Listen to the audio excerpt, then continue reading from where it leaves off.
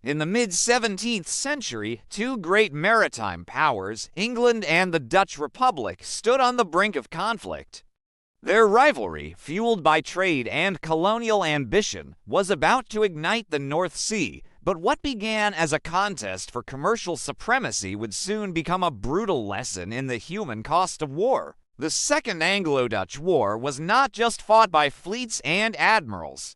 It was a conflict that would send shockwaves through the hearts of ordinary people, from the bustling streets of London to the merchant houses of Amsterdam. The first clashes were titanic. Fleets of over 100 ships on each side met in furious, chaotic battles. Imagine the scene: colossal wooden warships, their sails blotting out the sun, closing to within pistol shot. The air fills with the deafening roar of cannons, the crack of splintering timber, and the screams of men. Decks, slick with blood, become slaughterhouses. Fires rage, consuming entire vessels and turning the sea into a graveyard. The scale of this violence was unprecedented, far beyond what even the most seasoned military planners had anticipated. For the sailors caught in this inferno, there was no glory, only survival. Victory, when it came, felt hollow, overshadowed by the sheer magnitude of the loss. The sea had paid the price first, but the bill was about to arrive on shore. In London, the mood was initially one of arrogant confidence. King Charles II and his court had promised a swift, decisive victory. The city buzzed with patriotic fervor, expecting news of English dominance. But when the first dispatches arrived, that confidence began to crumble.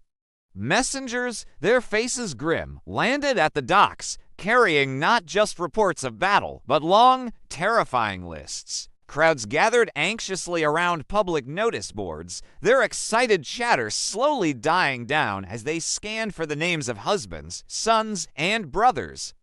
Printers worked furiously, churning out pamphlets and news sheets detailing the horrific casualties. What was supposed to be a glorious triumph had turned into a catastrophe. Faces that had been alight with pride now showed shock, then dread, then grief. Families began a desperate search, hoping against hope that their loved ones were not among the dead or missing. This was not the war they were promised. The illusion of a clean, heroic conflict had been shattered, replaced by the stark, personal reality of loss. The war had come home to London, not as a victory parade, but as a wave of sorrow. Meanwhile, across the North Sea in Amsterdam, the reaction was different, but no less profound. While London was reeling from the human toll, Amsterdam trembled at the economic implications. For the Dutch, their republic was built on trade, not titles. Their strength lay in their global commercial network, and war was its greatest threat. As news of the naval battles spread, a quiet panic set in. The bustling docks, the lifeblood of the city, grew eerily silent. Ships that should have been sailing for the Indies or the Americas were held in port, their valuable cargo now a liability. Merchants gathered in their counting houses, not to celebrate victories, but to tally their mounting losses.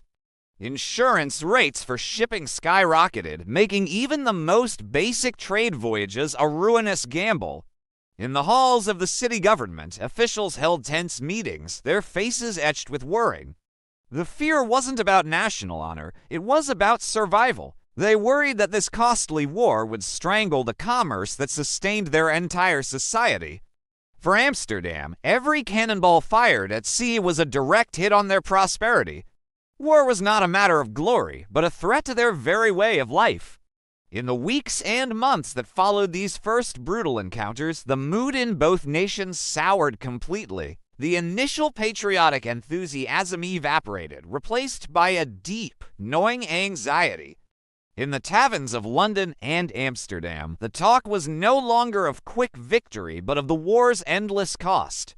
Rumors spread like wildfire, and underground pamphlets began to appear, questioning the leadership and the very reasons for the conflict. The sight of wounded sailors returning from the sea became a common, grim reminder of the war's reality.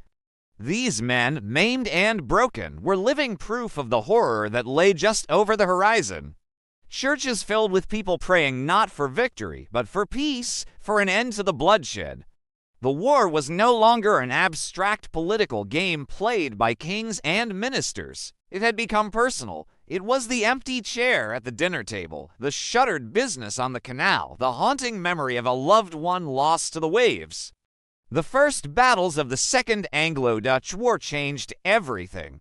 They taught the people of England and the Netherlands that the true cost of war is not measured in ships or territory, but in human suffering. And it was a lesson they would never forget. Thank you for watching.